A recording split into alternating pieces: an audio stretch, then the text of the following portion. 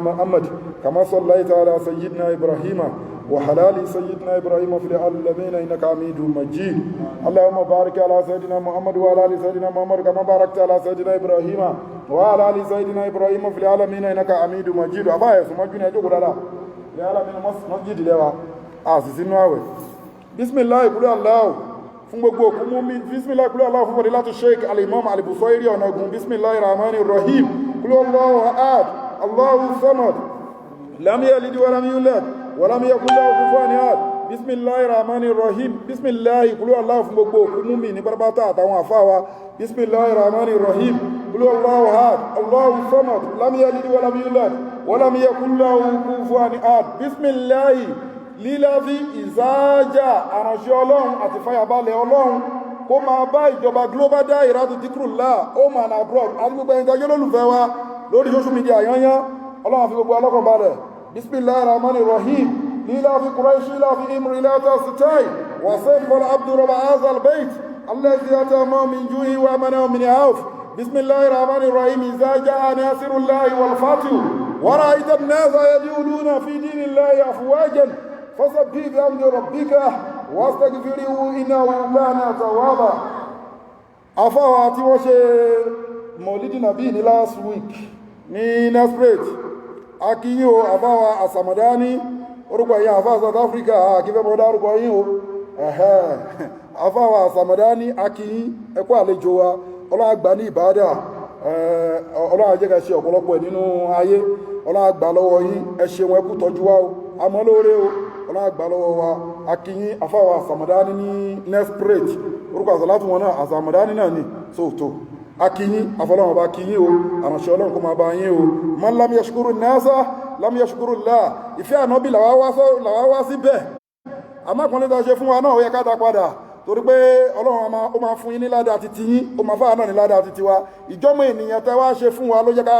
ká kíyín afọlọ́wọ́n bá àfikíyín o àfàdánmọ́ máa àfikíyín أعوذ بالله من الشيطان الرجيم بسم الله الرحمن الرحيم èyí tó ní ká bára wa sọ lónìí ẹ̀rí pé tafsiri la kọ síbẹ̀ tafsiri ẹ̀rí pé àwọn àfáà tó dáńtọ́ wọ́n máa ń ṣe tafsiri before nínú àwẹ̀ náà wọ́n yẹn sáwọn ṣe tafsiri àmọ́ àwọn àfáà tó jẹ́ akẹ́ àfáà tí wọ́n gbọ́ kéwúyé dáadáa àwọn máa ń ṣe lẹ́ni tán tó bá wù wọ́n so àwọn àfáà náà tó dẹ̀ pé kíní àwọn fẹ́ avoid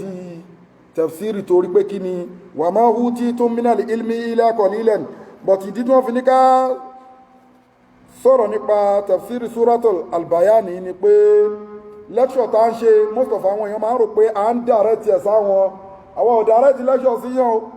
táwọn bá fẹ́ bá sọ̀rọ̀ àwọn máa dárúkọ ẹ máa jẹ́ kó mọ̀ gangan ẹ wá rí pé tá bá ń bá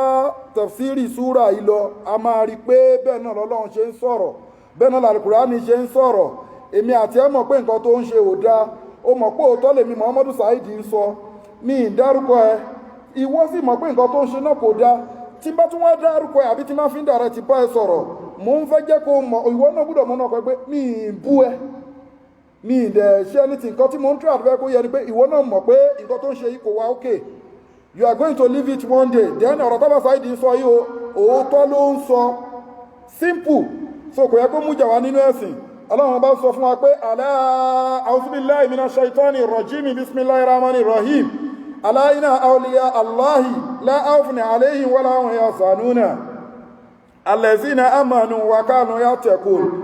lahumul bushra fil hayati dunya wa fil akhirah la tabdila li kalimati Allahi zalika huwal fawzul azim suratul albayan tí a bá sọ̀rọ̀ lórí ẹ̀ fún wa àwọn àgbàlagbà tó máa ń pè ní súrọ́tù lam yakun àwọn kan máa ń pè ní súrọ́tù infikak àwọn kan máa ń pè ní súrọ́tù bàríyà súrà yìí ẹ̀rí ẹ jẹ́ ká sin Ọlọ́run kó lámìláka àbí àwọn ẹmà ń sọ ẹ jẹ́ ká sin Ọlọ́run ọba dáadáa Ọlọ́run wẹ́ everybody Ọlọ́run sọ súrà ìkalẹ̀ ní ìgboro Madina Ọlọ́run wá sọ fún òjíṣẹ́ ńlá Ànábì wa Muhammadu sallallahu ta'ala alaihi wa sallam ẹ dákun ẹ ká farabalẹ̀ ká gbọ́ wá sí gbogbo àdúà tó bá wù kó lè máa ṣe má fi nǹkan míì là gbogbo ẹ̀sìn ìsìláàmù tọ́lọ́run bá ní ká máa sìn tọkàntọkàn má gbèrú jùwọ́ ọlọ́run bá ń wo anybody inna rabbaka labil mursad ló wí ó ń wo gbogbo wa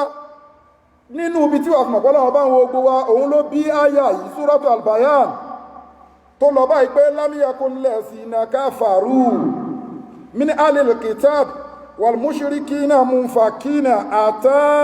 atatiyahum libayinat. You understand?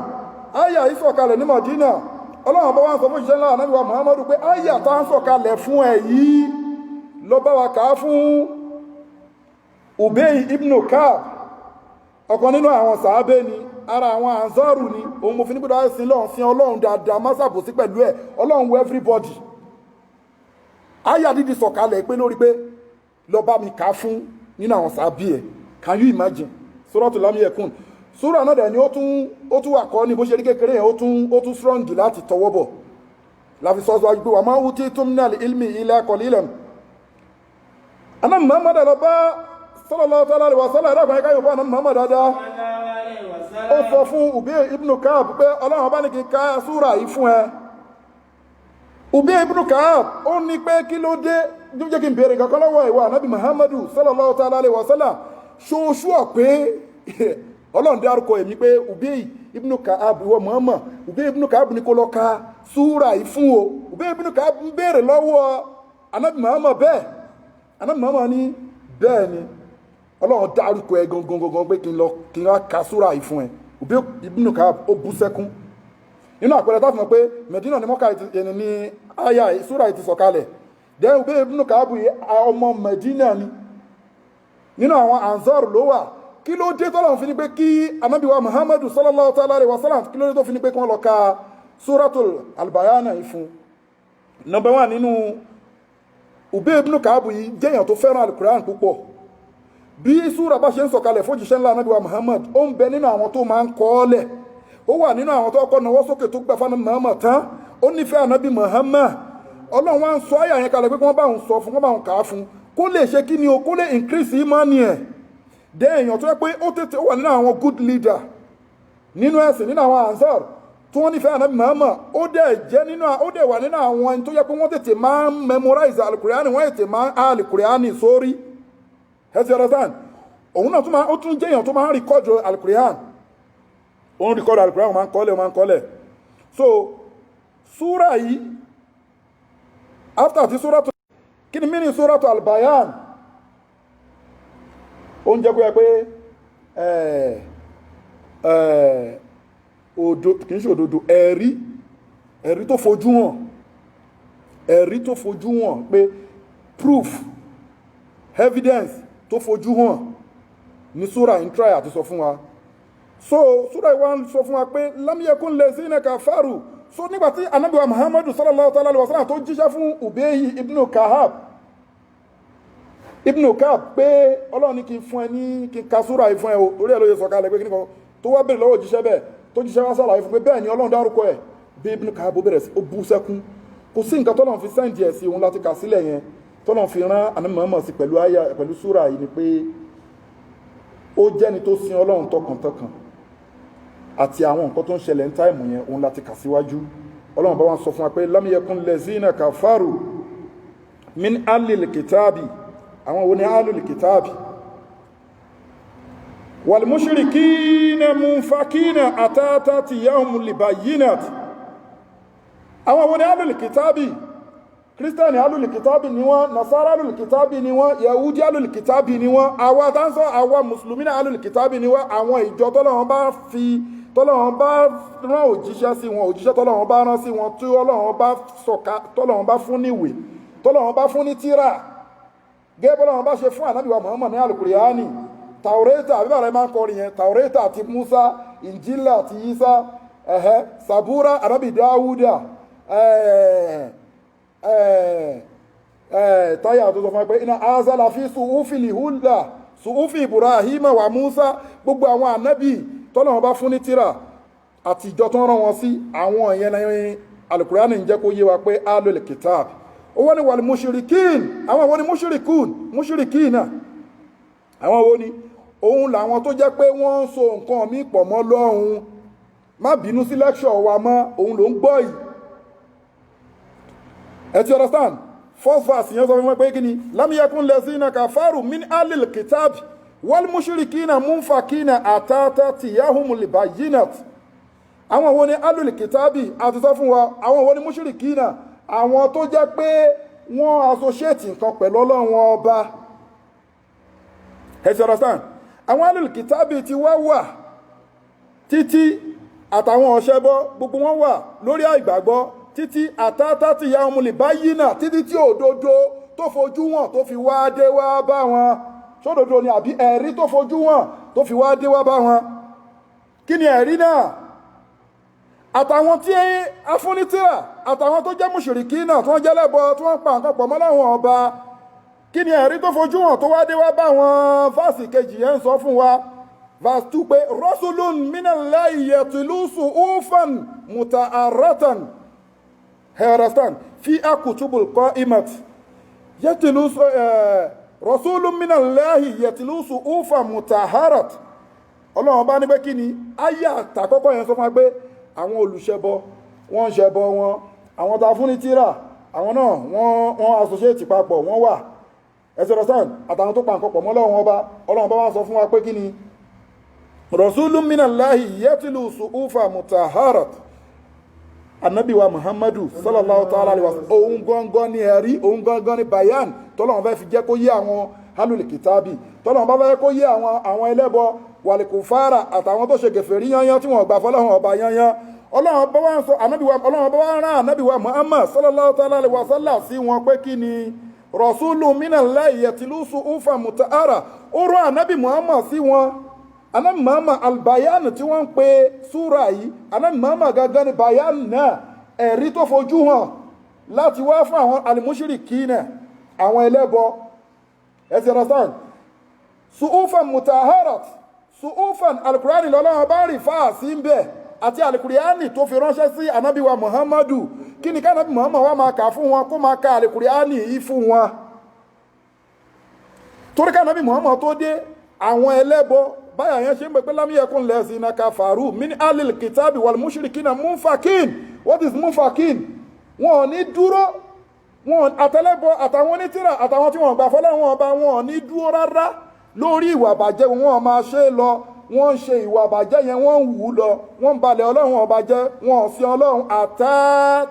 ẹ ti understand? Títí lìbàyínà tí ẹ̀rí tó fojú wọn fi wá dé wá bá wọn. Àbí a tún lè sọ báyìí pé kí ni? Wọ́n wà together pẹ̀lú ara wọn. Wọn ò ní stop ìwà bàjẹ́, wọn ò ní stop àti máa associate nǹkan mọ́ Ọlọ́run. Wọ́n máa kó àwọn nǹkan tí kìí ṣe tọ́lọ́run, máa kó papọ̀ mọ́ tọ́lọ́run. Wọn ready láti sin Ọlọ́run ọba títí tí ẹ̀rí fi wá dé wá bá wọn. Kílẹ̀ rí náà? Rasulun, Ànábì wa Muhammadu sallallahu ta'ala alaihi wa sallam, suhufan, ìwé tó mọ́. Ẹ̀rí pé suhufi, a lè sọ pé ayé àti mùkàlẹ́ ẹ̀kọ́ pé iná hazala fi suhufi li hula suhufi Ibrahima wa Musa. Ẹ̀rí pé suhufi tọ́lọ̀ fún Ànábì Ibrahima, ìwé tó mọ́ ni. Suhufi yẹn a lè ló ń bí náà fún al-Qur'ani mutahharat. Ọlọ́run bá ní pé aṣọ Ànábì Muhammad kalẹ̀ fún wọn. Rasulun minallahi yatlu suhufan mutahharat. Aṣọ Ànábì Muhammad kalẹ̀ fún wọn. Ànábì Muhammad ẹni tó mọ́ ni. Ìwé tá sí sọ̀kalẹ̀ al-Qur'ani tí àwọn àfáà ẹlẹ́bọ sọ di yẹ̀yẹ́, Ọlọ́run bá sọ pé ìwé mímọ́ ni. Kí ló sọ bẹ́ẹ̀? Kí wọ Ànábì Muhammad máa ka ìwé tó mọ́ náà kó máa kà fún wọn. Ànábì Muhammad èèyàn tó mọ́ ni. Ọlọ́run ọba tó kírètì Ànábì Muhammad tó tún dá al-Qur'ani, Ọlọ́run ọba mímọ́ ni. Abdullahi Jibrilu tó yẹ pé òun ni àfáà Ànábì wa Muhammadu, òun náà Abdullahi Jibrilu ẹni mímọ́ ni. Gbogbo nǹkan tí al-Qur'ani pass through pátápátá ibi mímọ́ ló ti jáde. Lọ́lọ́run bá fi ní máa ka ìwé mímọ́ yìí fún wọn. Ìwé mímọ́ yìí al-Qur'ani náà ló dẹ̀ ti wà nígbà ayé Ànábì, òun náà ló dẹ̀ tún wà lónìí. Wá ìtàṣe wá ń gbèrú ju wọnú ẹ̀, wá ìtàṣe kífẹ́ sọ òótọ́ tó ń bẹ nínú ẹ̀. So munfakin, wọn ò ní stop láti máa wù àbàjẹ́, wọn máa wù àbàjẹ́ yẹn lọ ni. Wọn ò ní fẹ́ gbọ́ òótọ́. You understand? That is munfakin. Wọn ò ní fẹ́ gbọ́ òótọ́. Dẹ́mu sọ fún wa pé mushrikina, àwọn ni pé àwọn tó ń associate àwọn aláìgbàgbọ́ tó ń associate nǹkan mọ́ ọlọ́run ọba. Àwọn nínú àwọn aláìgbàgbọ́ yìí sì báyìí a lè rí pé nínú àwọn Arab tó jẹ́ aláìgbàgbọ́ wà, nínú àwọn tó pé wọn kì í ṣe Arab náà tó jẹ́ aláìgbàgbọ́ wọn ń bẹ náà. So nínú àwọn èèyàn dúdú náà tó jẹ́ aláìgbàgbọ́ wọn wà. So àwọn alul kitabi yìí ayé àwọn sọ pé gbàdá sọ Ànábì Muhammad kalẹ̀ kó máa ka ìwé yìí fún wọn fi akutubu kọ́ imet. Ẹ ti understand? So kó máa tẹ́rí Al-Qur'ani Ọlọ́run bá pa gbogbo àwọn òwe tó ti lọ. Ẹ ti understand? Ta kà síwájú Taurata ni Injil ni gbogbo àwọn òwe yẹn pátápátá gbogbo ẹ̀ lọ́lọ́run bá summarize sínú Al-Qur'ani àti Al-Qur'ani gangan fúnra ẹ̀. Fi akutubu nǹkan hima. Ẹ ti understand nísìn Ọlọ́run bá pa gbogbo àwọn òwe tó ti lọ yẹn ó fi ẹ̀rí òdodo ó wá kó sínú Al-Qur'ani ló fi sọ fún wa pé innahu la-Qur'anun karimun fi kitabin maknun. Al-Qur'ani ó ti ń bẹ lọ́dọ̀ àwọn Ọlọ́run ọba ti pẹ́ la yamassuhu illa al-mutahharun tanzilun min rabbil alamin. Al-Qur'ani yóò tó ẹni tí ò bá mú ò gbọ́dọ̀ fọwọ́ kan. Ẹ rí pé Ọlọ́run bá sọ fún Ànábì Muhammadu sallallahu ta'ala alaihi wasallam ó ní rasulun minallahi yatlu suhufan mutahharat. Ìwọ Ànábì máa ka ìwé tó mọ́ yìí fún wọn. Ẹ ti understand? Tó Ọlọ́run bá ti rí pé Ànábì Muhammadu sallallahu ta'ala alaihi wasallam Ànábì ẹ̀dá tó mọ́ ni, ìwé ta fẹ́ kó ka ìwé mímọ́ ni. Òun lọ̀rọ̀ tí mo sọ síwájú pé àwa ò bá yàn wí bọ́lọ́run bá ṣe sọ̀rọ̀ láṣẹ máa sọ ẹni tí ò mọ̀ lè gbé Al-Qur'ani. Ẹ wá wáyé tá a wà nísìn inú ayé iná láti ríyàn tó ń fi ẹ̀jẹ̀ fún Al-Qur'ani, inú ayé iná láti ríyàn tó ń fi ọtí fún Al-Qur'ani, inú ayé iná láti ríyàn tó ń fi ìtọ́ fún Al-Qur'ani lórí pé ó ń wá ayé, lórí pé ó fẹ́ di èèyàn, lórí pé ó fẹ́ di olówó, lórí pé ó fẹ́ pàṣẹ gbogbo ayé yányán. Al-Qur'ani Ọlọ́run bá sọ pé rasulun minallahi yatlu suhufan mutahharat. Ìwọ Ànábì Muhammad ìwọ tó mọ́ náà ni wàá kàwé tó mọ́, ẹni tí ò mọ́ kan kò lè fọwọ́ kan Al-Qur'ani. Ìtumọ̀ ẹnìyẹn ni wàá fi lọ sí Suratul Waqi'a la yamassuhu illa al-mutahharun tanzilun min rabbil alamin. Ẹni láti mọ́ ká tó fọwọ́ kan Al-Qur'ani. Ẹ ti understand? Suhufan ìwé tó mọ́, the meaning of suhufan ni pé nǹkan tó mọ́. Ẹ ti understand? Mo sọ fún láyà ẹgbẹ́ iná azala fi suhufi al-ula suhufi Ibrahim wa Musa. Ẹ ti understand bẹ́ẹ̀? Lọ́nà fi sọ́mọ́nà mi bí náà pé kí ni yatilun lọ́nà fi sọ́mọ́nà pé rasulun minallahi yatlu suhufan nǹkan tó mọ́, ìwé tó mọ́, suhufan mutahharat máa kà fún wọn. Fi akutubu qahimat tó rà Al-Qur'ani tó fẹ́ máa kà fún wọn gbogbo tírà tó ti lọ yányán pátápátá gbogbo ẹ̀ la summarize sínú Al-Qur'ani. Ẹ ti understand? Ayé wọn tọ̀ síwájú pé kí ni wa ma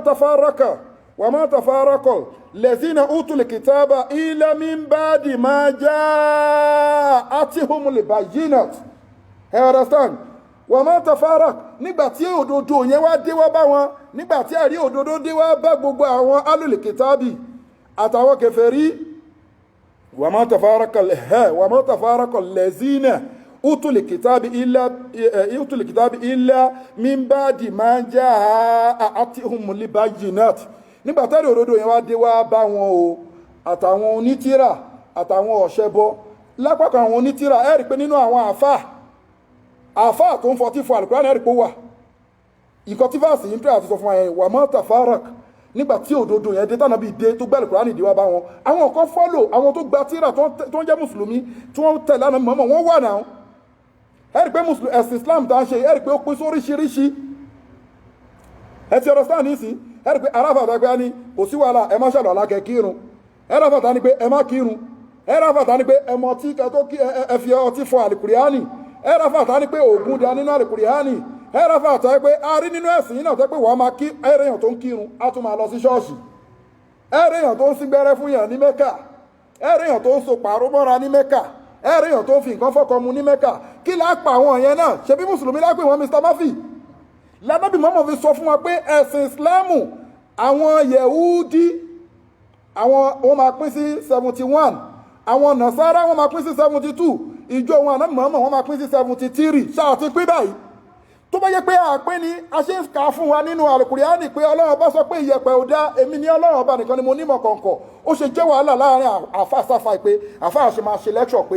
ìyẹ̀pẹ̀ ò dá. Ṣé ẹnìyẹn ṣàpẹ́ lè pé ń gèfèrí mùsùlùmí ni bẹ́ẹ̀ tí ó ti pín nínú mùsùlùmí títí ó gbà pé ìyẹ̀pẹ̀ dá. ẹ tún rí mùsùlùmí míì ó gbà pé oògùn nǹkan tó gùn tó ń lani lóògùn ó da mùsùlùmí náà láìpẹ́ àdípẹ́ ní mushrikin ṣùgbọ́n gbogbo bí tápàdà lọ fọ́ọ̀lù sí náà àgbà mushriku kọjá àwa fọ́sí kùfàr ṣùgbọ́n ànípẹ́ lẹ́fìrí pé ànámọ́mọ́ kọ́ wáyé ẹ̀sìn Islam ó pé púpọ̀ ó ní ká má pẹ́ ní mùsùlùmí ní kèfèrí ṣùgbọ́n wọn náà ti mọ̀ pé ilé ìwọ́ ètò yẹn ṣe léyìí ànámọ́mọ́ wá ní pé ẹ̀sìn ti tòun wọ́n máa pín sí 73 nínú 73 yẹn àti 71 tó jẹ́ ti Yehudi àti 72 tó jẹ́ ti Nasara àti 73 tó jẹ́ tòun ànábì Muhammad nínú 73 ti tòun ànábì wa Muhammadu wọ́n máa wá yọ ẹyọ kan kúrò nínú 73 tòun gbogbo èyí tó kù Jahannama ẹyọ kan tó kù yẹn ni ó máa jẹ́ ti tòun àwọn òun lẹ́yọ kan tó kù a máa rí lọ́wọ́ sàlẹ̀ bẹ̀t kó tó di bá dé wọ́ sàlẹ̀ náà kò sí ìwọ náà mọ àwọn tó kù ẹyọ kan tó sọ yẹn ẹni tó tẹ̀lé súnà ànábì náà ni tó dẹ̀ tẹ̀lé Al-Qur'an because wàá rí pé a ti pín tòótọ́ pé Islam pín tòótọ́ ṣe bí aráàfà tí ó bìlífù pé kí ni àbáyín rojọ́ lọ́jọ́ àlùkìyámà tó dẹ̀ rí nínú Al-Qur'an pé kí ni yawma la tamliku nafsun li nafsin shay'an wal amru yawma idhin lillah ẹ ti understand aya kan tẹ̀ tó wá sọ ó tó sọ pé ẹnìkan ò ní rẹ̀rù ẹ̀ṣẹ̀ ẹnìkan wa alaysa lil insana illa man saha afámarúfì ẹrù títí yín máa dárú tèmi ṣé ó dẹ̀ ń gbowó lọ́wọ́ ẹlòmí pé àbáyé rojọ́ lọ́jọ́ àlùkìyámà Al-Qur'an lè sọ fún wa tó bá wá ń sọ fáwọn yẹn wá ní pé ṣé ìwọ mọ kéwú ni ṣé ìwọ fẹ́ mọ kéwú tó wà wá ni alámàbà rojọ́ kò sí nǹkan tó ń jẹ́ pé ẹ máa bẹ́yàn kan rojọ́ lọ́jọ́ àlùkìyámà so àwọn tí wọ́n gbà fáànà Muhammad wọ́n ń bẹ ṣùgbọ́n ẹ rí pé bá ṣe ń ṣe lẹ́ṣọ̀ yìí ẹlòmíà ní Saidi ó lóun sóòótọ́ apẹ́ńbẹ̀ òun náà ni kò fi lówó òun ni kò ní déyàn jọ ayé temporary ni àlùkìyámà wà rí pé máa sọ pé alì dínà ìwọ orí ibi tọ́nà sọ pé máa gbé ayé ìlọgbére rí short time kódà ó tún máa ń pe ayé ìlàlá fún wa pé dream ni o wà á dẹ̀ gbà pé ó ń dream nígbà tó bá ti wọnú sàárè tán bó ṣe ń lọ tí wọ́n tó ń gbóhùn ẹsẹ̀ kà táwọn èèyàn ti fẹ́ lọ sínú sàárè tí Munkar àti Nakir dé ó bọ́ sójú àlá nìyẹn temporary nílé ayé yìí àlìjánnà àlìkíyámà la máa gbé lọ gbére so bá ṣe wọ́n ń sọ òdodo nínú Al-Qur'an ẹlòmíì wọ́n ń ṣàfihàn o ẹlòmíì wọ́n ń bínú gidi ní o kí lápá àwọn yẹn ṣe bí mùsùlùmí ni wọ́n máa tafarrakal tọ́lá wọn sọ ń bí nígbà táwọn Muhammad dé wọ́n tẹ̀lé ṣùgbọ́n àwọn kan wọ́n wá envy ànábì ẹtì ọ̀rọ̀ sáà ó wà nínú ẹtì ọ̀rọ̀ sáà ẹ̀rìkẹ́ bá yẹn ṣe lẹ́ṣọ̀ yìí àwọn tó ń bínú wá pọ̀ lórí pé ó ń sòótọ́ kí n sáìdì pé yẹ̀pẹ̀ da báyìí tí n bá sáìdì pé yẹ̀pẹ̀ da ìjọ tí mo ń sọ lórí máìkì bí eléyìí wàkúlà ìzáni azamna òtọ́ ìra òfin unúkì yìí ọlọ́run kọ títí ẹ̀ sílẹ̀ àwọn èèyàn kíìpù fídíò wọ́n pìlẹ̀ ẹ̀ fọ́mọ èèyàn ara wọn àfa àgbàlagbà tí wọ́n ti lọ ti pẹ́ wọ́n ń pìlẹ̀ ẹ̀ fáwọn ọmọ wọn lónìí wọ́n á máa pìlẹ̀ ẹ̀ fọ́mọ tèmi pé àfa bàbá ẹ̀ sọ pé ìyẹ̀pẹ̀ da bàbá ẹ̀ sọ pé òògùn da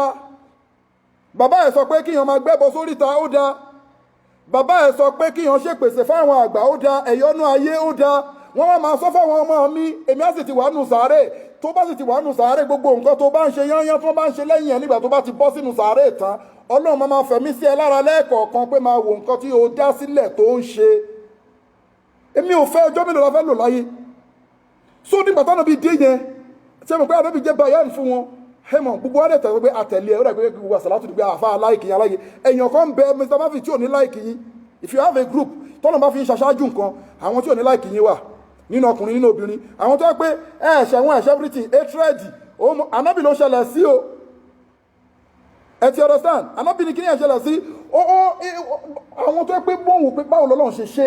ìwọ prophet yìí kí lórí títí ẹ wọ́n bínú ẹ̀ wọ́n hate ẹ̀ wọ́n envy ẹ̀ so wọ́n dẹ̀ mọ̀ pé òótọ́ ni tírà tó wà lọ́wọ́ ẹ̀ àmọ́ wọ́n ń yapa so gbogbo wọn tó ti associate papọ̀ yẹn oníkálukú wá pín alùkìtàbì náà ládẹ̀ pé gbogbo wọn lọ́nà wá fi sọ fún wa pé wà má tafaraka allazina utul kitaba illa min ba'di ma ja'atuhumul bayyinat ẹ̀tọ́rọ̀ sáà nígbà tẹ́rí òdodo yẹn dé wá bá wọn o gbogbo wọn pátápátá wọ́n wá ṣe kí ni wọ́n wá pín kélekèle bí pé kóníkàlù sọ pé mo ti ṣe freedom bàṣẹ́ ráfà tí ó ń fi nǹkan fọ́kọ mu tàn ráfà tí ó jọyìn ẹgbẹ́ àjẹ́ tàn ráfà tó jọyìn ẹgbẹ́ oṣó tàn ráfà tó ń ṣẹfá tàn ráfà tí ó ń fi nǹkan lu ọtí tàdé ráfà tó ń ṣe súnà tọ́lọ̀ tànábì àwọn àdúrà tànábì fílẹ̀ làáfà mi ń ṣe àti kókà Al-Qur'ani kó jí lóru wa mina al-layli fatahajjad bihi nafilatan laka asa an yab'athaka rabbuka maqaman mahmuda káfà mi jí lóru kò kọjá inú àlá Ọlọ́run tilka hududullah wa ma yuti Allah wa rasuluhu àwọn yẹn ṣe súnà tí Ramadan bá dé wọ́n gbààwẹ̀ bó ṣe yẹ kí wọ́n gbà wọ́n kírun bó ṣe yẹ kí wọ́n kírun wọ́n yọ sàká bó ṣe yẹ kí wọ́n yọ wọ́n kọjá inú àlá Ọlọ́run ọba àwọn kan wà bẹ́ẹ̀ wọ́n tẹ̀lé ànábì àwọn kan wà ànábì náà ni wọ́n tẹ̀lé Al-Qur'ani náà ni wọ́n tẹ̀lé mùsùlùmí náà ni wọ́n àmọ́ wọ́n ṣe oògùn tí wọ́n fẹ́ lọ ájì wọ́n á kọ́ lọ máa múra alájì ẹ bá mi wò báwo lájì afẹ́sẹ̀ ájì lọ́dún yẹn bá wa wò wò sódà ó fẹ́ lọ lé Ọlọ́run tó ní kọ́ bá wò wò àní kò yí sí ọdún tèmi gan lọ mo ṣe báyìí àwa ṣètò yẹn lọ́tọ̀ asàṣe jẹ́ asínsínsín amúmímu awẹ̀ wíwẹ̀ lórí pé ó fẹ́ lọ ájì èyí tó máa fi sáárí tó wọ́n fẹ́ lọ sásàfà àti mọ́ríwá Ọlọ́run kúṣẹ́ kí lápá wọn yẹn mùsùlùmí náà ni wọ́n wà mọ́tà fárák wọ́n pín nígbà tí wọ́n ròdòdó wọ́n dẹ̀ dá òdodo mà ó wà ń bẹ nínú àwọn àfáà tí wọ́n ń ka ọ̀rọ̀ Ọlọ́run ọba fún wa yìí tó jẹ́ pé ó mọ òótọ́ ṣùgbọ́n wò pé kò pọ́síbù ó pe Al-Qur'ani nírọ́ àfáà ṣéwù ó pe Al-Qur'ani nírọ́ ó pọ̀rọ̀ Ọlọ́run ọba nírọ́ Ọlọ́run ọba ń parọ́ nìyẹn òun lọ́lọ́run sọ fún wa yìí wọ́n mọ́ tafarak nígbàtí Al-Qur'ani dé ẹ̀rìgbà wà ń kà báyìí pé Ọlọ́run ọba sọ báyìí táwọn náà bá ṣe lẹ́kṣọ̀ àwọn náà tún kà pé kí ni ẹ má máa dá lóhùn wọ́n tún mẹ́rin irọ́ wá nínú Al-Qur'ani pé iyẹ̀pẹ̀ wíwò da ọtí mímu da àwọn káṣe báyìí káwù àbàjẹ́ nínú ẹ̀sìn báyìí ló ṣe rí báyìí ló ṣe rí níbo wọ́n ti mẹ́rin jáde nínú Al-Qur'ani ni ta ni wọ́n láwọn náà fọ́lò Ànábì Muhammad ni wọ́n láwọn fọ́lò ẹ̀sìn Islam sallallahu alaihi wasallam ẹ̀sìn Islam náà ni wọ́n láwọn ń ṣe ẹ ti understand nísìn so Ọlọ́run ọba wa ń sọ fún wa pé so ẹ má ẹ̀ka associate nǹkan pẹ̀lú Ọlọ́run ẹ ti understand ẹ wo ẹ̀yin náà ẹ wo Yẹ̀húdí pín sí 71 Nasara pín sí 72 ìjọ Muhammad pín sí 73 nínú ìjọ Muhammad yẹn 1 ń bẹ ni wọ́n wá mú àwọn tó kù wọ́n ṣòfò Ọlọ́run má jẹ́ ṣòfò tọmọtọmọ ẹ jẹ́ ká mọ nǹkan tá ń ṣe kú lè ṣe ìfáání ilallahu báàkì gbogbo nǹkan ló máa tán Ọlọ́run ọba nìkan ló máa ṣẹ́kù tètè resign tètè retire lèmi sọ èmi ò mú ẹ lọ́ta ẹ ti understand Ọlọ́run bá ní wọ́n pín kélekèle ẹ wá wo nǹkan tọ́lọ́run bá sọ wa ma umiru illa liya'budullaha mukhlisina lahu dina unafa ẹ understand wa yuqimuna salata wa yutu zakata wa zalika dinul qayyimat ẹgẹ́ sí ẹmẹ́ Ọlọ́run bá ní wa ma umiru illa Ọlọ́run tún rojọ́ fún wa pé gbogbo àwọn alòlè kìtàbì tí wọ́n láwọn tẹ̀lé tíra ta ránṣẹ́ tíra sí tí wọ́n wá ń ṣe rándanrandan tí wọ́n róòtọ́ tí wọ́n fọ́lò òótọ́ àtàwọn mùṣìríkùn àtàwọn ẹlẹ́bọ àtàwọn kèfèrí yányán pátápátá Ọlọ́run bá ní nǹkan ta bèèrè lọ́wọ́ wọn afáwà Shamsul Ma'rufi nǹkan ta máa sọ fún wọn ni pé wa ma umiru illa liya'budullaha kí wọ́n kàn jọ́sìn fún wa la máa bèèrè lọ́wọ́ wọn mukhlisina kí wọ́n dẹ̀ ṣe mímọ́ fún wa àbí kí wọ́n ṣòótọ́ pẹ̀lú wa kí wọ́n sọ̀míìtì ìrun àdúrà tó bá wùkọ́ máa ṣe ẹ̀sìn àwọ̀ Ọlọ́run kí wọ́n sọ̀míìtì ẹ̀fọ́wọ́ Ọlọ́run ní total submission kó má ní èrí nínú mukhlisina which is ikhlas kó jẹ́ mímọ́ lahu dina unafa wa yuqimuna salata wa yutu zakata wa zalika dinul qayyima ẹ ti understand Ọlọ́run bá ní nǹkan tá bẹ̀ wọ́n lásán ni pé kí wọ́n máa bẹ àwọ Ọlọ́run ààrùn wọn pé a fẹ́ máa gba sálárì lọ́wọ́ wọn àwọ Ọlọ́run àgbà sálárì lọ́wọ́ wọn àwọ Ọlọ́run àní wọn lára nǹkan tá kàn sọ fún wọn ni pé àtàwọn tó ti lọ síwájú wa ànábì wa Muhammadu àtàwọn tó ti kọjá kò sí nǹkan tá ń sọ fún wọn ju pé ẹ̀sìn àwọ Ọlọ́run ọba lẹ́fìrí pé gbogbo àwọn ànábì tó lọ pátá muslim ní gbogbo wọn Islam ní gbogbo wọn ló dẹ̀ pèpè sójú ọ̀nà Islam kan tó lọ ó wà ń bẹ ní Suratul Araf ẹ ti understand so ọlọ́run bá sọ fún wọn pé àbí wọ́n lè rè ju pé kí wọ́n máa sin àwọn ọlọ́run ọba lọ, kí wọ́n kírun fún wa, kí wọ́n máa yọ sàká fún wa nínú àrísìkì, ṣẹ̀bá náà la fún wọn lárísìkì. Àmọ́ sísìn tó fẹ́ máa sìn wá, kí wọ́n sìn wá pẹ̀lú òótọ́. Sórí pé Ọlọ́run mọ̀ pé ẹ̀ ń sin òun pẹ̀lú fake. Ẹni tó mọ tí ìsìn tó lòun sin Ọlọ́run wù ẹ́. Ẹni tó ń ṣoògùn, nǹkan tó gùn tó ń lani lóògùn, Ọlọ́run wù ẹ́. Ẹni tó ń lu jìbìtì nínú ẹ̀sìn, Ọlọ́run wù ẹ́. Ẹ̀yin àfáà tẹ́lẹ̀ fẹ́ báyàn sí gbẹ́rẹ́ sí igbá àyà, ẹ fẹ́ bá obìnrin sí gbẹ́rẹ́ sí igbá àyà, ẹ bá obìnrin sí gbẹ́rẹ́ sí ojú ara, ẹ bá obìnrin sí gbẹ́rẹ́ sí ìbàdí ẹ̀, ìyàwó oníyàwó. Ọlọ́run nípa ẹ̀sọ́ mítì nǹkan tí àwọn Ọlọ́run ọba rán yín ni pé muklisina, ẹ sìn wá pẹ̀lú mímọ́, ẹ má sìn wá pẹ̀lú ìdọ̀tí. Àfáà tí kìí wẹ já nọ́mbà kó tó bọ́ sórí mímbàrí. Àfáà tó yẹ pé kì í gbá àwẹ̀, ó máa ń jọ̀sán ni, a ní àwẹ̀ wo ni? Bẹ́ẹ̀ ni, wọ́n ń bẹ dáadáa, a ní àwẹ̀ wo ni? Àwẹ̀ wọ́n ni wọ́n máa gbá torí títí wá nínú àwọn. Ẹ̀yin mọ̀ nǹkan tó ń jẹ́ àwẹ̀ ni. Ọlọ́run tọ̀ yín ni jàre. Tọ́lọ́run sọ fún wa pé kutiba alaykumus siyam kama kutiba ala allazina min qablikum la'allakum tattaqun. Tọ́lọ́run ní pé ká gbàwẹ̀ fún wọn Ọlọ́run gẹ́gẹ́ bá ṣe pa àwọn aṣíwájú yín láṣẹ bí wọ́n ṣe gbà á. Wà á dẹ̀ ráfàtà ni pé ẹ má gbàwẹ̀, kò sí nǹkan kan tó fẹ́ ṣẹlẹ̀. Ó máa bá yín rojọ́ lọ́jọ́ àlùkìyámà. Wa alaysa lil insani illa ma sa'a. Tó ẹ pé ẹnìkan ò ní rẹ̀rù ẹnìkan, oníkálukú máa dẹ́rù ẹ̀rù ní. Mo fi sọ fún ẹ pé ash-shaytanu ya'idukumul faqra wa ya'murukum bil fahsha'i. Àṣetọ́ni máa tì yín, ó ti gbé àwọn ọ̀pọ̀lọpọ̀ àwọn àfáà lọ. Àfáà tó bá wá ṣòótọ́, ẹ máa lára ẹ̀ nínú ẹ̀yin àfáà. Àfáà tó bá ń ṣòótọ́, ẹ máa ṣe kéta ẹ̀ nínú ẹ̀yin àfáà. Àfáà tó bá ń ṣòótọ́, ẹ máa lọ sa ògùn sí nínú ẹ̀yin àfáà. Àfáà tó bá ń ṣòótọ́, ẹ máa wá bọ́nà àṣedímọ̀ ẹ nípàdé Ọlọ́run ọba dáadáa àfi tẹ́ bá ṣe ń jì. Gbogbo wa ẹ jẹ́ ká sọpọ́ọ̀tì òótọ́. Ẹnìkan ló máa ń sọ̀rọ̀ kan fún mi, á ní tí gbogbo àfáà ilẹ̀ Yorùbá tó bá fèsì oògùn ìwòsàn, tẹ́pọ̀ oògùn ìwòsàn lẹ́ ń ṣe fáwọn èèyàn káàkiri, àìsàn ò ní pọ̀ Nàìjíríà. Yes, oògùn ìwòsàn ló dà. Tí Bùnà bá rí ta ń sọ pé àná mọ́mọ́ fi ṣe kíní, oògùn ìwòsàn ló ń sọ ń bẹ̀. Àwọn àdúrà àrísìkí ń bẹ lọ́tọ̀ tó jẹ́ àdúrà súnà. Ó ń bẹ sàárà ń bẹ tó legit. Òun lọ́lọ́run bá ń sọ fún wa ń bí wa ma umiru illa liya'budullaha mukhlisina lahu ddina hunafa wa yuqimuna s-salata. Ọlọ́run ní ẹ kírun fẹ́mi Ọlọ́run ọba. Hunafa ò gbọ́dọ̀ tọ́lọ́run sọ fún ẹ. Ó mọ̀ tó mọ̀ hunafa tọ́lọ́run sọ mọ́ ẹ. Sísì tó máa sìn mí tí ò ní lẹ́bọ nínú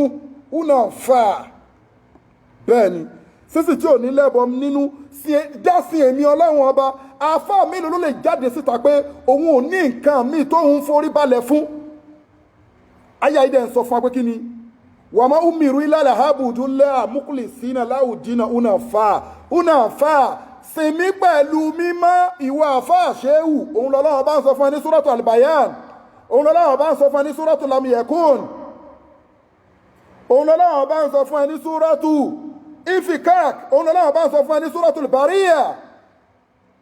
Hunafa, sí èmi Ọlọ́run ọba pẹ̀lú mímọ́. Hunafa, má sí èmi Ọlọ́run ọba pẹ̀lú ẹgbẹ́ àjẹ́. Hunafa, má sí èmi Ọlọ́run ọba pẹ̀lú ẹgbẹ́ oṣó. Hunafa, má sí èmi Ọlọ́run ọba pẹ̀lú ẹbọ. Hunafa, má lọ máa bọ Ọ̀ṣun kó túmọ̀ ní òun sí èmi Ọlọ́run ọba. Hunafa, má lọ máa bọ Ọ̀pẹ̀ kó ní òun sí èmi Ọlọ́run ọba. Hunafa, má lọ máa ṣe kíni, má lọ máa bọ Òkun Ọ̀sà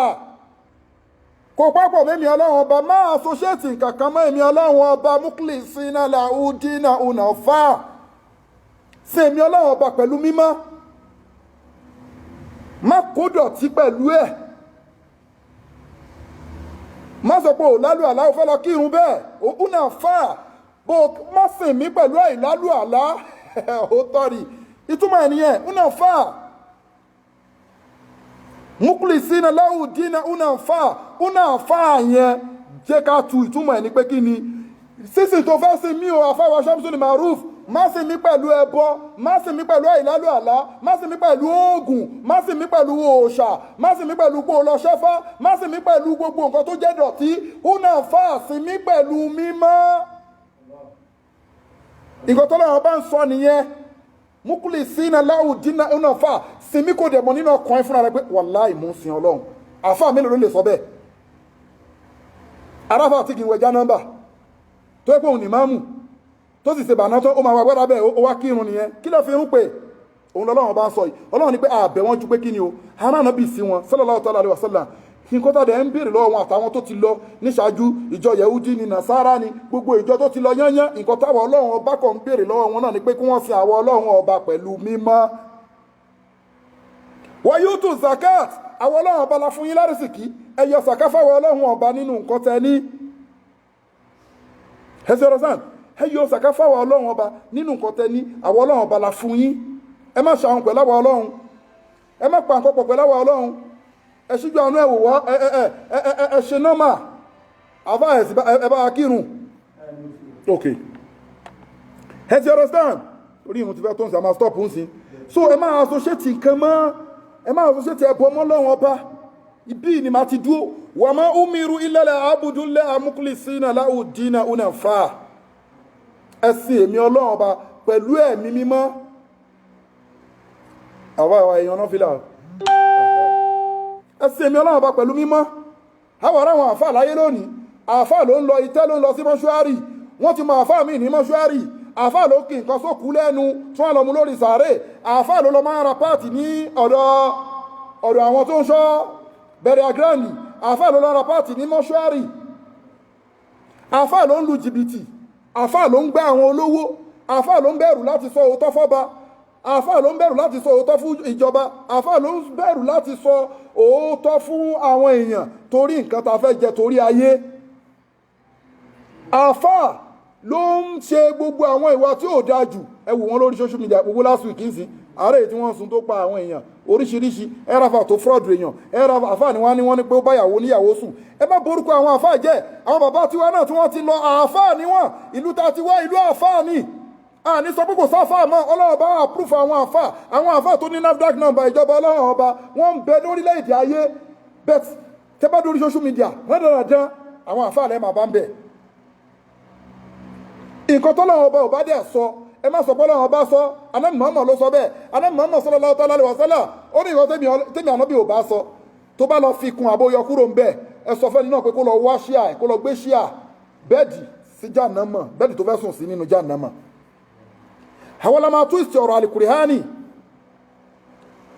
ẹ ti understand òun lọ́lọ́wọ́ bá ń sọ fún wa yín sìn gbogbo ara wa ń bí yín sìn a mọ̀ pé a máa ń róríṣiríṣi àlùpà ìdá oríṣiríṣi fíìmù lọ́dọ̀ àwọn àfa kì í ṣe pé bí àwọn bẹ́ẹ̀ nìkan jẹ́ mi ì dárúkọ anybody ìwọ tó bá dẹ̀ mọ̀ pé ó bá ewì èmi náà mọ̀ pé ó bá ewì mi ì fi dárúkọ ẹ tí mo fẹ́ bá ẹ fa wàhálà pé kí ni kò máa dárúkọ ẹ bẹ́ẹ̀ tá bá ń sọ kí ni èmi sọ pé báwa náà ṣe yí padà tá a kúrò nínú játijàti tá a rò pé àwa lálágbára nígbà náà tá a rò pé gbogbo nǹkan pé kò sẹ́ni náà tá a rò pé ojú ọ̀nà la wà tá a rò pé ọmọ Ọlọ́rin ni wá tá a rò pé bàbá wa àfáà ni tá a rò pé kò síbi tá a ti dé lórí igun mẹ́rẹ̀ẹ̀rin àgbáyé tá a rò pé ibùdó àti lọ wá àṣírí wèrè wo ló ń wá kiri tójú Al-Qur'ani lọ confam ìpèsè wo ló fẹ́ lọ gbé sórí ta ìyáwó ló wà lọ́ọ́ ọ̀tà ìyáwó ló wà ní àwọn olúwèrè kan tẹ́fẹ́ lọ gba agbára lọ́wọ́ ẹ̀ tó tú agbára Al-Qur'ani iyemọja wo ló wà nínú odò tẹ́fẹ́ lọ gba àṣírí lọ́wọ́ ẹ̀ pásítọ̀ wo ló ya wèrè nínú pásítọ̀ tí wọ́n àfáàfẹ́ lọ bá pé kílẹ̀ máa rọ́ gbogbo nǹkan wọ̀nyí wọ́n tó ọlọ́run ọba wọ́n tó Al-Qur'ani ẹ̀sìn Islam ẹ̀sìn tó ní NAFDAC number ìjọba ọlọ́run ọba dání ó dìgbà náà náà ó dọjọ́ àlùkè àmọ̀ tá máa rí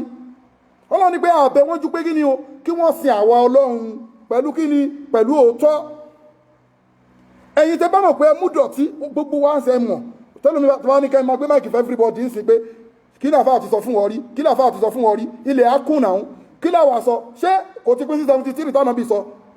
Yẹ̀húdí 71 Nasara 72 ìjọ ànábì 73 ní wọ́n ẹyọ kan nínú tànábì yẹn nìkan ló wà lórí ọ̀nà ẹ wá wò ṣáà ti pín ẹ̀bá ṣe ń sọ̀rọ̀ ẹlòmíì fi nǹkan fọ́kọ̀ mú báyìí ẹlòmíì de ìfúnpá lọ àsàlátù ẹlòmíì so nǹkan mọ́ di lásàlátù ẹlòmíì rí nǹkan mọ́ àsàlátù ẹlòmíì rí nǹkan mọ́ mọ́sálásí torí kí ni ọlọ́run rán ẹṣẹ́ ó ti ń jíṣẹ́ ara ẹnìyẹn tẹ bá ríyàn tó ń ka ọ̀rọ̀ ọlọ́run tó ń sọ òótọ́ ẹ wá bínú ẹ má bínú sí reality ni yóò Rasulu lọ́lọ́run wí ọlọ́ni wa ma umiru illa li'abudullaha mukhlisina lahu dina unafa ẹ sìn mí pẹ̀lú mímọ́ unafa ẹ má sìn mí pẹ̀lú ìdọ̀tí lọ́wọ́ tún mọ̀ ẹ̀ wá rí pé mo dúró ń bẹ̀ yẹn confam ní tafsiri la pé unafa má sìn ọlọ́run pẹ̀lú ẹbọ má associate nǹkan mọ́ lọ́run àtàtọ́lọ́run bá fi sọ fún anabi Muhammad sallallahu alaihi wasallam anabi tó pé Abibullah ni ọlọ́run bá dìdì nífẹ̀ẹ́ ni òun lọ́lọ́run bá fún ní mọ̀kọ́mọ̀lì mahmuda gbogbo àwọn ànábì ọlọ́run wọn máa sádánù lọ́jọ́ ìgbéǹde àlìkìyámọ̀ tó bá ń bẹ̀ wọ́n pé wá lọ bá wa bẹ ọlọ́run ọba kọ́lọ́run bá tètè dá wa lóhùn kọ́lọ́run bá ṣe wá pẹ̀lẹ́pẹ̀lẹ́ lọ́jọ́ náà gbogbo àwọn ànábì wọ́n máa sọ pé àwọn ò tó bẹ́ẹ̀ ànábì Muhammad ọlọ́run bá fún ní mọ̀kọ́mọ̀lì mahmuda sallallahu ta'ala ayé káyọ̀ bọ́ ọ̀nà Muhammad dáadáa ànábì Muhammad ọlọ́run bá fún ní mọ̀kọ́mọ̀lì mahmuda pé àwa lọ bá ànábì pé bàbá lọ́kùnrin bá wa bẹ ọlọ́run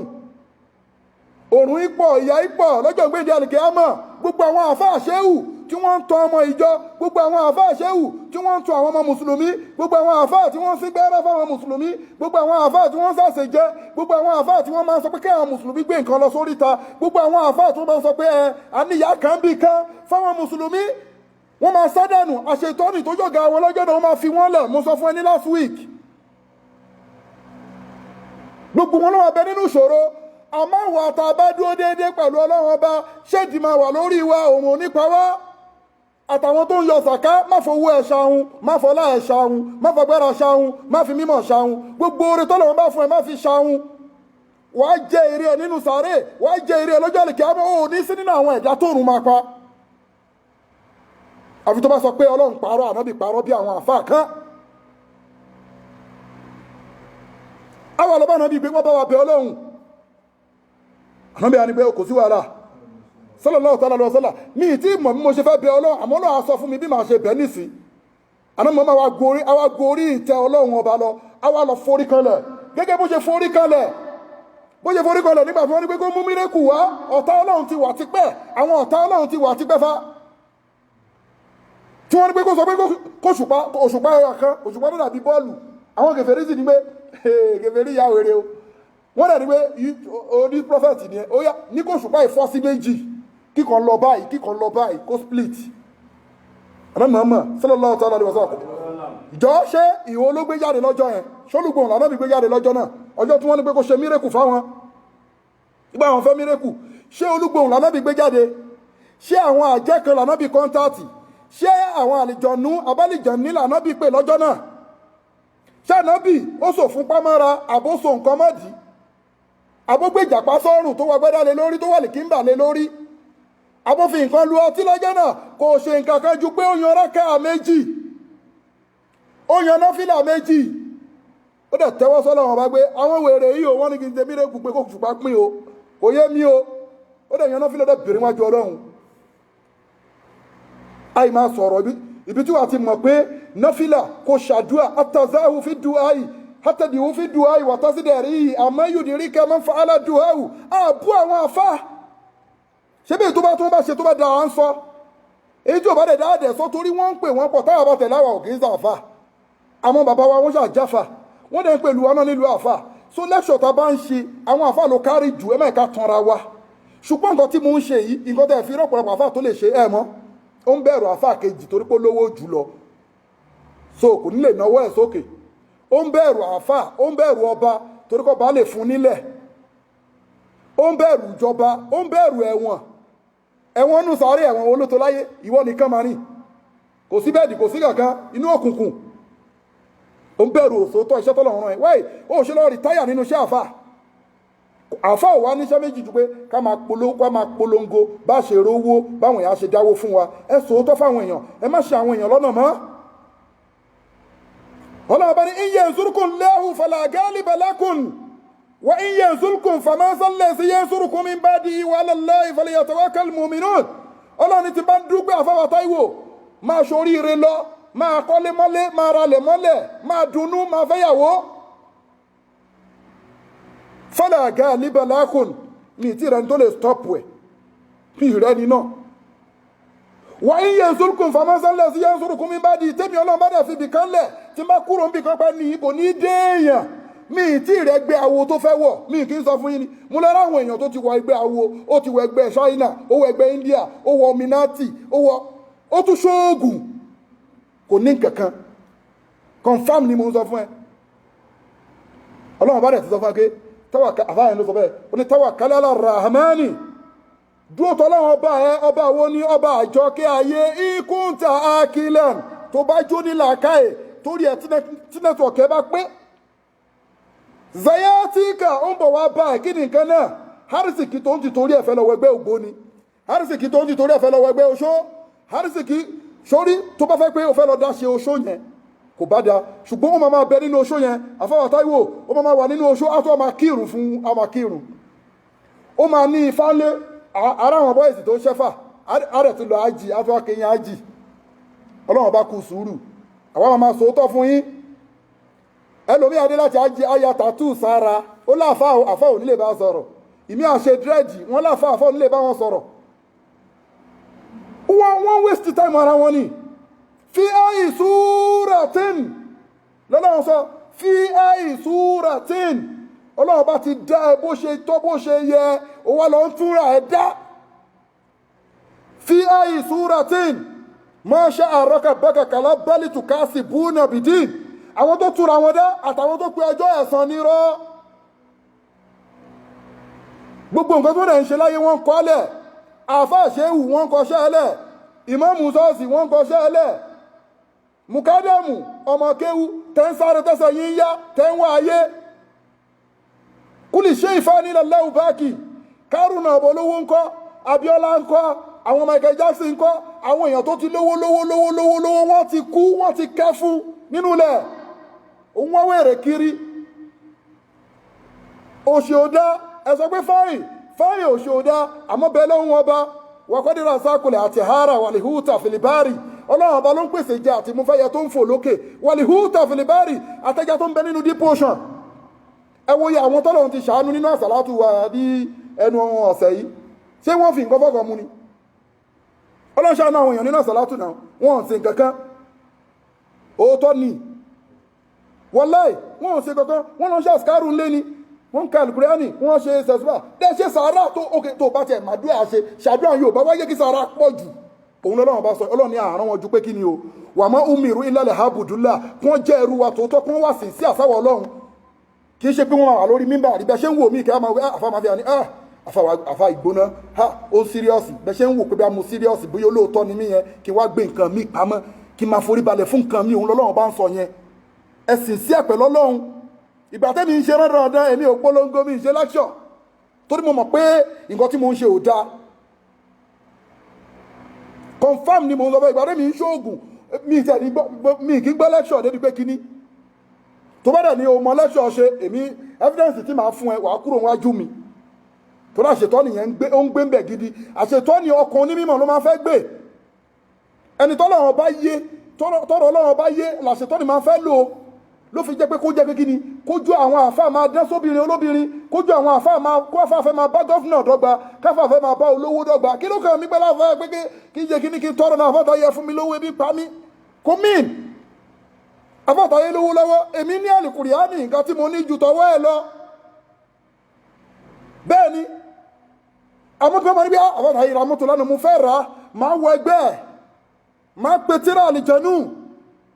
máa pe yá sálísálí àká mùsùlẹ́yìnsù máa pe bárí àtíhì kàrírì tàtàlì tàwùránì máa pe sọmọ àrúṣù máa pe káṣfà yá ìlú máa pe látfà yá ìlú àwọn orúkọ wọ̀nyí àwọn àlìjẹnú ló jẹ́ bẹ̀ wọ́n lè máa disappoint ẹ lọ́jọ́ náà ìní àáfúnlá rabbul alamin tó bá dọjá àlìkẹ́ àmà mo gbàgbé ayà ẹ̀ bó ṣe ń bọ̀ ọ̀rọ̀ tí mo sọ tó ń sin yẹn ìní àáfúnlá rabbul alamin àṣetọ́ni ló máa sọ fún àwọn àfáà lọ́jọ́ náà àti gbogbo àwọn tó ṣe kèfèrí pẹ̀lú Ọlọ́run tẹ́ẹ̀tì máa wò bá kò sí ọ̀rọ̀ mi ìwé abẹ́lì mi ní station lélẹ́yìí má fi ti ń bọ̀ gbogbo Pretoria West kò sí wàhálà èmi lẹ́ bá fa wàhálà àfà èmi ibọ́ mo ti mọ̀ ẹ́ rí èmi lórí mú ẹwà yìí àṣetọ́ni ló máa sọ bẹ́ẹ̀ fún gbogbo ẹ̀yin àfà tẹ́ ń forí èèyàn fọ ọ̀ǹtú tẹ́ ń fẹ́ràn èèyàn sàṣẹjẹ pẹ̀lú orúkọ àlìkùránì àṣetọ́ni àní inni àáfúnlá rabbul alamin èmi àṣetọ́ni èmi dẹ́gbẹ́ èmi mo bẹ̀rù Ọlọ́run ọba tó dá gbogbo àgbáńlá ayé yányán àṣetọ́ni máa sọ bẹ́ẹ̀ ló gbẹ̀gbẹ́ ẹ̀ mo ṣe ń bọ̀ bẹ̀tì parí ẹ̀ nìyẹn èsì tó máa sọ fún yín nìyẹn ẹ̀yin àfáà kìíní ẹgbà fẹ́ni tó bá ń sòótọ́ àfáà mi àtẹnujẹ ló ba ó mọ̀ pé òótọ́ da bẹ̀tà àtẹnujẹ yẹn ò jẹ́ kó lè sọ̀rọ̀ ó rò pé bí apá òun kó ebi ò lè pa ẹ̀ ọlọ́run bá ní àti àmọ́ mi júìn wọ́n amọ̀nà mi ní ẹ́ọ́fì wọ́n wọ́ ọlọ́run ní wọ́n wọ́ yùtì ìmù wọ́lá yùtì hàmù èmi ọlọ́run bá ní mò ń fún yín lóúnjẹ tẹ́nì kan ò sì fẹ́mi ọlọ́run ọba lóúnjẹ ó mọ yẹn ní àwọn àfáà mọ̀kéwú nílẹ̀ Yorùbá wọ́n gbọ́ àlìkùránì yé yánranyánran kí ló wá mú yín lọ ń kó nǹkan mi pẹ̀lú ẹ̀ rádaràdá àwọn tó jẹ́ pé wọ́n wá mọ àlìkùránì tí wọ́n ń kírun tó bá pẹ́ lómi ìsìn kan pé mo fẹ́ fún ẹ lọ́sẹ̀ kan àbùkù tó máa kàn wọ́n kàn àbùkù wọn kàn lè sọ ni ọlọ́run pé ẹjọ́ tó lọ́lọ́run mi ìfẹ́ ọṣẹ́ o àfáà táyé ti sọ fún mi rí pé ẹ wo ìgbọ́dọ̀ àtijọ́ mọ́ ṣẹ àbí oògùn òótọ́ ni ẹ má wọ pé mo dárúkọ yín lórí social media reality ni nǹkan tó sọ ni àfáà ní ẹjọ́ mi ìfẹ́ oògùn o wàláì àfáà táyé ló sọ bẹ́ẹ̀ ó ní oògùn òun ò fẹ́ oògùn nǹkan tó gùn tó ń lani lóògùn ṣójà fáà ni ẹ sì understand ẹ jẹ́ ká bẹ̀rù ọlọ́run ọba ẹ jẹ́ ká dúró tọ́ ọlọ́run ọba òun lọ́lọ́run ọba sọ fún wa pé wa ma umiru illa li'abudullah mukhlisina lahu-d-dina hunafa ẹ ṣòótọ́ pẹ̀lú èmi ọlọ́run ẹ má ṣàbòsí èmi ọlọ́run ọba torí èmi ọlọ́run ọba mi ní ṣàbòsí yín o inna Allah la yuslimu an-nasa shay'an walakina an-nasa anfusahum yaslimuna èmi ọlọ́run ọba mi ní ṣàbòsí àwọn èèyàn tí mo dá mi ní ṣàbòsí ẹnìkankan nínú àwọn èèyàn tí mo dá àmọ́ walakina an-nasa anfusahum yaslimuna ẹ̀yin èèyàn lè máa ṣàbòsí ara yín ó rí bóòtọ́ mo ń sọ tó bá débi wáàsí nísìn iná ti ń pe àwọn àfáàsí wáàsí wẹ́n nínú South Africa don't be surprised náà bá ní kí n sọ̀rọ̀ torí wọn ò ní jẹ́ kí n sọ̀rọ̀ oh understand they won't let me to talk wọ́n ti lè kí ni tó máa condemn ẹbọ wọ́n wá associate ara wọn ẹ̀rí pé àwọn àfáà wèrè yẹn tí wọ́n ń bẹ nínú ayé yẹn tí wọ́n wà nínú ẹgbẹ́ tí wọ́n wà ní yẹn ẹ̀rí pé àwọn ló ń ṣe jìnjìnjìnjìn most of them wọn ló pọ̀ lórí Facebook ń bẹ torí wọ́n líǹkì bí kí sábà ṣe ń líǹkì papọ̀ àwọn àfáà tí wọ́n ń ṣe bọ̀ wọ́n yẹn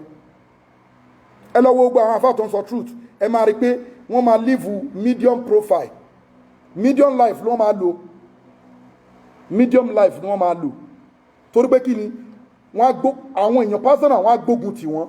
wọ́n ní ṣàánú wọn wọ́n á tún máa rí ìbà lórúkọ jẹ́ wọ́n á tún máa sa oògùn sí wọn ibi tó máa fẹ́ assistance sórí wọ́n máa ń lẹ́nu èṣù ló ní ààfù gbogbo ayé ẹ̀ ń tọ́ra yín ni anábì mọ́mọ́ ló sọ ọ̀rọ̀ ọlọ́run sí ní láyé tí pa nílẹ̀ àwa anábì ò ní sọ̀rọ̀ fẹ́ nù anábì ní gbogbo ẹ̀yin tẹ́jọ́ nígbàgbọ́ òdodo ẹ̀wọ̀n lẹ́wà láyé o ayé ẹ̀wọ̀n yín ni o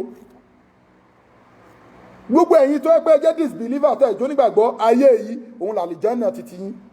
ṣẹ́rẹ́ yìí tẹ́ wá tẹ̀lé anábì mọ́mọ́ àtọ́lọ́hun tí ayé jẹ́ ẹ̀wọ̀n títí yín alìkìámà gangan nílé tí yín kí ló wọ́n máa ṣẹlẹ̀ lálìkìámà alìdínà fìhà ó ti wà lọ́wọ́ sàlẹ̀ yẹn iná lẹ́sìnà káfà rúmínálì kìtàbì mi tẹ́ sí lọ́bẹ̀ ó ní iná lẹ́sìnà hámọ̀nù mo kàn fẹ́ kẹ́ fíìlì ẹ̀ pé òótọ́ lọ́lọ́run sọ ẹ̀yin tí ẹgbà fọ́lọ́run láyé àtàlìkẹ́ àmọ́tẹ́gbà fánà bíi ayé yìí o wàá mílù sọ́ọ̀lì àtàn ṣiṣẹ́ rere tẹ̀ wọ́n mọ́wọ́ ulaika hayrul bariyya what is hayrul bariyya àwọn yẹn ni wọ́n ṣe kí ni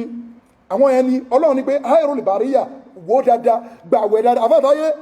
ẹ gbàwẹ̀ fọ́lọ́run dáadáa ẹ bá mú nǹkan mọ́kan ẹ ṣe sàárà ẹ ṣe ẹyọ sàká ọlọ́run wà ní nǹkan tó sọ ń bí yìí ó ní allazina amanu àwọn tó gba èmi ọlọ́run ọba gbọ́ wà á mílù sọ́ọ̀lì àtúnṣe iṣẹ́ dáadáa ulaika ń gbogbo àwọn bẹ́ẹ̀ hayrul bariyya àwọn ọ̀run yẹn mi regret lórí àwọn ẹni the best creation nínú nǹkan tí mo create láyé òkè ó ti sọ sharul bariyya o àwọn yẹn ni wọ́n worst nínú gbogbo nǹkan tí mi ọlọ́run dá àórí àwọn tó ṣẹbọ nìyẹn o tọ́lọ́run fi lè ní pé wọ́n worst nínú gbogbo nǹkan tó wọn ọlọ́run dá ó mọ nǹkan tó sọ yẹn ẹranko bẹ́ta wọn igi bẹ́ta ẹ omi odò bẹ́ta ẹ non living thing bẹ́ta ìwọ tó bá ṣẹbọ kú a máa débẹ̀ next week so àbáyàn wí kọ́nà wọlé àná mọ́mọ́ kó gbàdúrà wa ẹ̀yẹ ká dúró kírun wákàtí márùn-ún dọwọ́ wa o ẹ̀mẹ́ ká fi irun lẹ̀ ẹ̀mẹ́ ká fi sàárà lẹ̀ ẹ̀mẹ́ ká fi sàká lẹ̀ àwẹ̀ ká gbà bó ṣe ká gbà tábàló ká lọ ájẹ wọn kì í sóògùn lọ ájì o olórí ibú làwọn tó sóògùn o àwọn míì dé lẹ́yìn ájì wọ́n wá ya tàtú sára ẹ má yà nǹkan sára o fi àyè súra tíìn máa ṣá àrọ́kọ̀ bákà kálá bali tukasibuna bidini wa iná alaykum afisina kiraman katibina gbogbo nǹkan tá a ṣe wọ́n kọ́lẹ̀ katibi wọ́n kọ́lẹ̀ so ìwọ tó yá kí ní sẹ́ ara tètè máa sàbámọ̀ o bá a ṣe parẹ́ bí wàá ṣe túbá.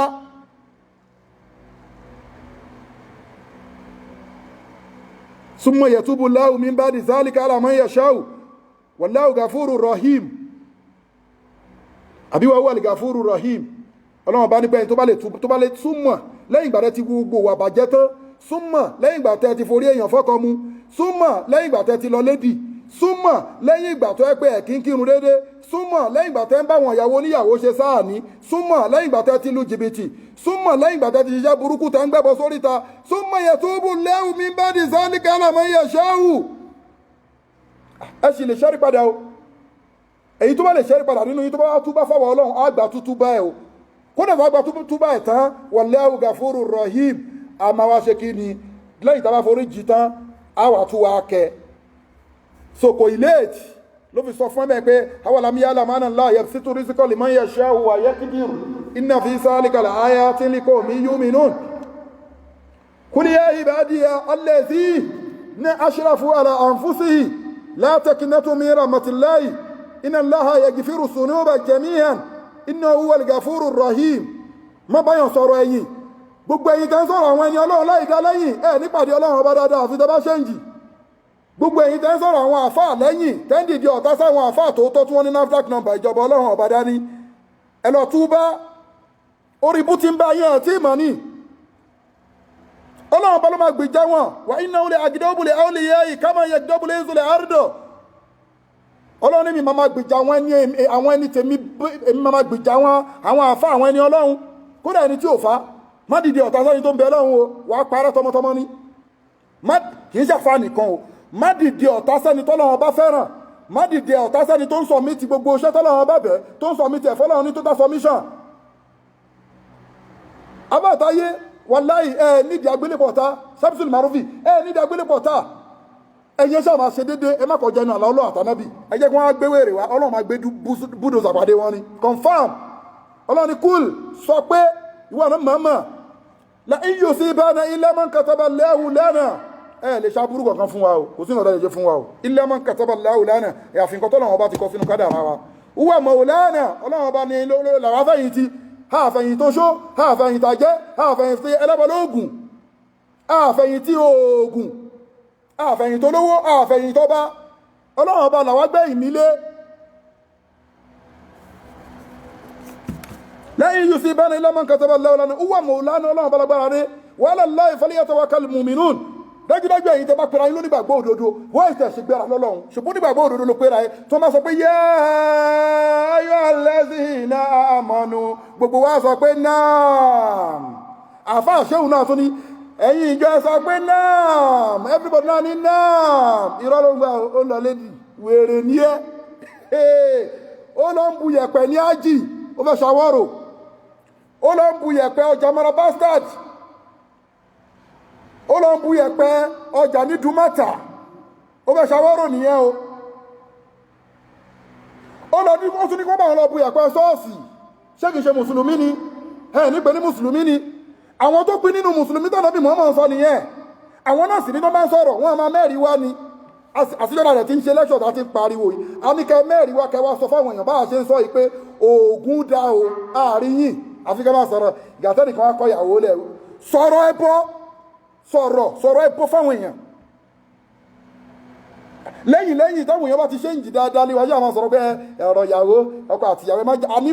láyé tàwà lọ́wọ́ yìí ẹbọ ló ń rampart jù nínú ẹ̀sìn sọ̀rọ̀ má wojú èèyàn àáfàá mi fẹ́ sọ̀rọ̀ ó ń bẹ̀rù àáfàá mi o pé kó má pa òun ìgbà ó lò ní kú àáfàá mi ò fẹ́ sọ̀rọ̀ ó ń wò pé wọ́n ní ṣàánú mọ́ àáfàá mi ò fẹ́ sọ̀rọ̀ ó fẹ́ sòótọ́ ó ń wò pé àwọn àáfàá dìtẹ́ta ní ṣé bí ká pàdé lóde kó má yẹ kó sọ̀rọ̀ ni wọ́n máa jọ̀rọ̀ wọn ọ̀rọ̀ tá ń sọ látọ̀jọ́ ìgbà àti ìsọ̀tán mọ́ ẹ̀kọ́ kí ẹ mọ́ tọ́lọ̀ bá ti kí ẹ torí Ọlọ́run bá ti sọ fún ẹ pé tí gbogbo ayé ìbá pọ̀wọ́pọ̀ pàwọn fẹ́ ṣe é lóore tèmi Ọlọ́run bá lọ́wọ́ sí wọn lè ṣe é lóore kankan tí gbogbo ayé ìbá lọ́sọ pọ́n fẹ́ ṣàbúrú sí ẹ tèmi Ọlọ́run ọba tí mi bá ti lọ́wọ́ sí wọn lè ráburú fi ṣe é so Ọlọ́run nìkan ká gbára lé náà allazina qala lahun nasu ibi táwọn èèyàn ti láàkì tó ráwọn àfáà wọ́n ti ní mọ́ni wọ́n kàn ṣe fẹ́nu ni wọ́n yapa wà má tafaraka lẹ́zínà utul kitaba àwọn àfáà ti ní mọ́ni tẹ́lẹ̀ àwọn tí wọ́n ń sọ̀rọ̀ fún àwọn tá ń sọ̀rọ̀ fún yìí ẹ̀yin tá ń sọ̀rọ̀ fún yìí ni pé láàmà sọ pé mọ́ni alẹ́zínà qala lahun nasu inna nasa qad jama'u lakum fa akhshawhum gẹ́gẹ́ bá fọwọ́ aṣọ́bíṣọ́rì màrúfì bí wọ́n ṣe ṣe kí ni wọ́n ń fa ìmọ́ni wọn lójoojúmọ́ ẹ̀rí gbàgbé ẹgbẹ́ tafà mi wà o mo fọ́lọ́wọ́n bá bọ́dọ̀ gbàgbé ẹlòmíì kì í ṣàfá o wà rí pípẹ́ àtọ́lọ́run sọ pé aláìná haúlì yá aláìlá ọ́fún ní àléyìn wọ́n láwọn èèyàn sanún àsìkò inú ti tó ẹjẹ́ ká lọ kírun ó di next week subhana rabbika rabbil izzati amma yasifun wassalamu ala al-mursalin walhamdulillahi rabbil alamin bismillah kul allah fadilatu sheikh al-imam al-busairi onagun bismillahir rahmanir rahim kul allahu samad lam yalid wa lam yulad wa lam yakul lahu kufuwan ahad bismillah lila fi izaja ránṣẹ́ Ọlọ́run kó máa bá ìjọba global dahiratu dhikrullah wallahu yasimuka minan nas lillah àti àwọn olólùfẹ́ wa lórí social media bismillahir rahmanir rahim lila fi quraish ila fi imrilata sitai wa safifa al-abdu rabba azal bayt allazi yatama min jiwa mana min bismillahir rahmanir rahim kul allahu samad lam yalid wa lam yulad wa lam yakul lahu kufuwan ahad izaja nasrullahi wal fatih wa ra'aita an-nasa yadkhuluna fi dinillahi afwajan fasabbih bihamdi rabbika wastaghfirhu innahu kana tawwaba. Assalamu ila al-liqa.